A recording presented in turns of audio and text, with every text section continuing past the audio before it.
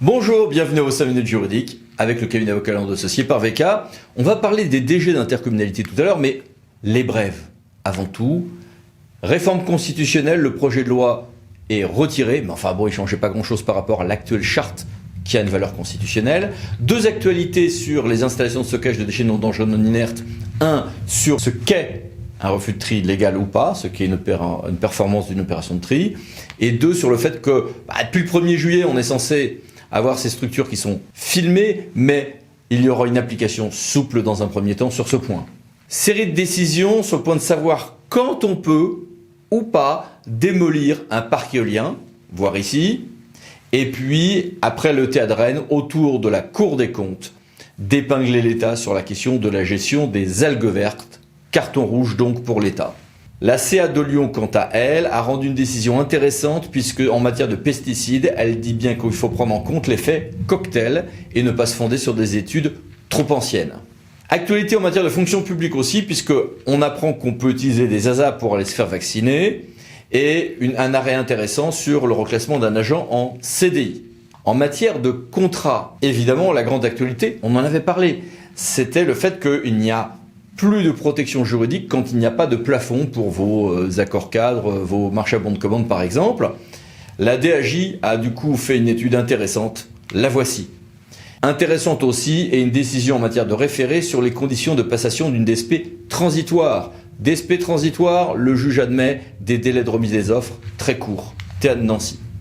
En matière de droit souple, le juge estime que on va demander l'abrogation pour l'avenir d'une mesure de droit souple.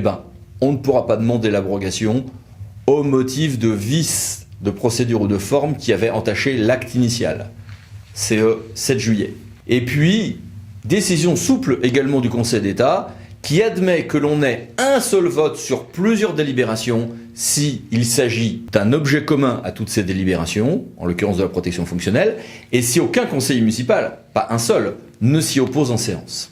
De la commune passant à l'intercommunalité, une fusion entre syndicats ne peut pas se faire avec une extension de compétences, et encore moins une extension de compétences que n'auraient pas les membres, bien sûr, Théâtre Dijon.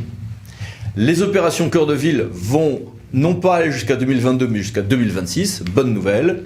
Et puis toute une série de mini-brefs, que voici, que voilà, et que voici encore.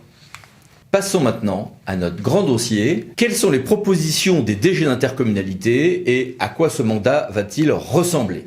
On connaît tous l'importance du fait intercommunal et des recompositions et du fait que ces mouvements qui ont été faits pour différentes raisons, de projets, d'optimisation financière, de répondre à l'évolution des périmètres des habitants et des entreprises, a été profondément transformé par des transferts de compétences et des fusions imposées d'en haut, ce qui a complètement changé la donne. Dans ce cadre, au Grand Bornand, l'association des DG d'Interco s'est réunie et nous avons voulu interroger le nouveau président de cette association, que je remercie d'être avec nous. Merci Monsieur Ramis d'être avec nous. Bonjour à toutes et tous. Et première question, quels vont, à votre sens, être les enjeux de ce mandat pour l'intercommunalité à fiscalité propre? Évidemment, on est sur un mandat qui s'annonce assez complexe, parce que, évidemment, crise sanitaire que personne n'avait vu venir. Cette crise sanitaire, elle a à la fois amené une séquence élective un peu particulière, c'est le moins qu'on puisse dire, une difficulté dans l'installation des nouvelles assemblées communautaires, conjuguée à un contexte qui lui était préalable à cette crise sanitaire, c'est celui d'une forme de retour du communalisme, avec cette loi engagement proximité de décembre 2019, qui dans le monde intercommunal a quelque peu crispé. Mais de notre point de vue, ce contexte, une forme de retour vers la commune, ce contexte peut paraître a priori négatif, ne l'est pas tant que ça, mais même peut-être au contraire, c'est probablement une opportunité pour le monde intercommunal pour apprendre à faire autrement. Et les enjeux, ça va être d'arriver à mieux exercer nos compétences, donc l'interco fait avec ses compétences. L'interco aussi, c'est la deuxième partie du triptyque, doit mieux faire avec ses communes, y compris dans le cadre des compétences que l'interco a par elle-même. Mais aussi et surtout, et ça c'est plutôt le sens des évolutions législatives récentes, l'interco doit apprendre à faire par ses communes.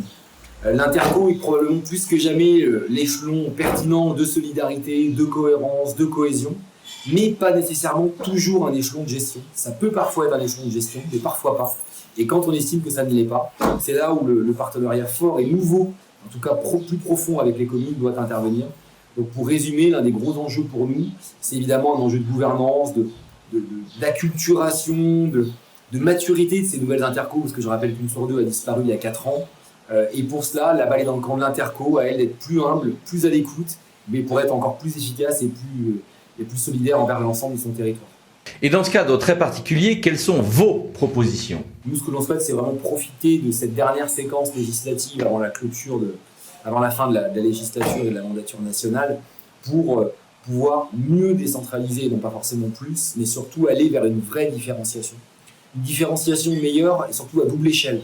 Une différenciation au niveau national, c'est-à-dire qu'on puisse, selon la réalité des territoires, appliquer une politique publique différemment dans le rural, dans l'urbain, etc., sur les zones littorales, les zones de montagne, mais aussi une deuxième forme de différenciation, c'est une différenciation à l'intérieur des périmètres intercommunaux.